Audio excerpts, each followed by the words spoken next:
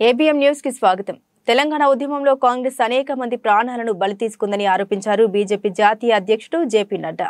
Media సమావేశంలో JP Nadda మాట్లాడుతూ తెలంగాణ వచ్చాక కేసీఆర్ కుటుంబం తప్ప ఇంకేమీ అభివృద్ధి చెందలేదన్నారు। కాంగ్రెస్ పాలనలో చేసిన కుంభకోణాలను ప్రజలు గుర్తుంచుకోవాలని కోరారు। సీఎం కేసీఆర్ కాళేశ్వరం ప్రాజెక్టులో పెద్ద ఎత్తున అవినీతికి పాల్పడ్డారని, కాళేశ్వరం ప్రాజెక్టు కేసీఆర్ కు ఏటీఎంలో మారిందని నడ్డా ఆరోపించారు।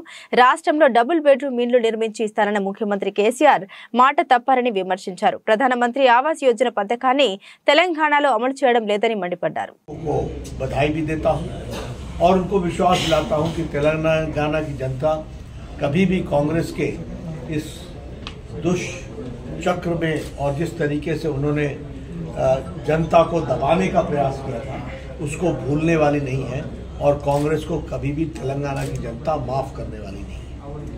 जहां तक बीआरएस का सवाल है, ये तेलंगाना राज्य समिति के नाम पर तेलंगाना के लिए लड़ाई लड़ी गई, लेकिन तेलंगाना राज्य बनने के बाद तेलंगाना पीछे रह गया और केसीआर का परिवार आगे बढ़ा। यही लक्ष्य लेकर 10 साल से काम किया है और परिवारवाद को, वंशवाद को बढ़ावा देने का काम किया है और वंशवाद के साथ साथ भ्रष्टाचार को बढ़ाने का काम किया है।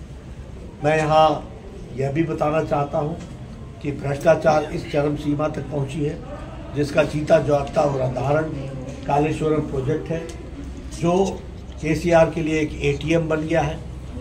38,000 करोड़ रुपए का प्रोजेक्ट आज 1,20,000 करोड़ का हो गया है। और उसी तरीके से धरनी पोर्टल, वो आज हरनी पोर्टल बन गया है और गरीबों की जमीन को हड़प कर और श्यामलात की भूमि को हड़प कर, गाँव की भूमि को हड़प कर और वह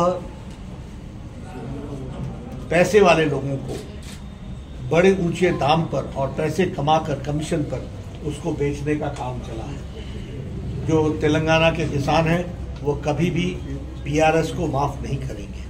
और उसी तरीके से अगर हम बात करें तो प्रधानमंत्री आवास योजना, जो प्रधानमंत्री जी ने यहाँ गरीबों के लिए मकान बनाने का संकल्प लेकर के आगे बढ़ाया था, उसको रोकने का काम भी किया है। और जो 2 BHK का मकान देने का जो इन्होंने कहा था, वह मकान देने से भी तेलंगाना की जनता को वंचित रखा है और सैकड़ों भ्रष्टाचार के उदाहरण यहाँ पर है। इसलिए कांग्रेस और बीआरएस दोनों ही एक ही सिक्के के दो पहलू हैं और दोनों ही भ्रष्टाचार में माहिर रहे हैं, दोनों ही कुशासन के लिए जाने जाते हैं। जहाँ तक भारतीय जनता पार्टी का सवाल है, प्रधानमंत्री मोदी जी के नेतृत्व में देश की छवि दुनिया में आगे बढ़ी है। आर्थिक दृष्टि से हम आगे बढ़े हैं, 5वें नंबर की हम अर्थव्यवस्था बने हैं और इसके साथ साथ महिलाओं का सशक्तिकरण हुआ है, युवाओं को नई आवाज़ मिली है, किसानों को नई ताकत मिली है और हमारे अनुसूचित जाति भाई और अनुसूचित जनजाति भाई, उनको भी मुख्य धारा में शामिल होने का सौभाग्य मिला है। सबका साथ, सबका विकास, सबका विश्वास, सबका प्रयास, इस मंत्र को लेकर के चले हैं। और जब मैं यहाँ आता हूँ और इस एग्जीबिशन को देखता हूँ तो मन में पीड़ा तो होती ही है, लेकिन इस संकल्प के साथ जाता हूँ कि भारतीय जनता पार्टी कभी भी इन वीरों की जो उन्होंने शहादत दी है वह कभी व्यर्थ नहीं जाएगी। भारतीय जनता पार्टी उनके साथ न्याय करेगी और तेलंगाना को आगे बढ़ाएगी और उनको भी न्याय मिलेगा। इसके लिए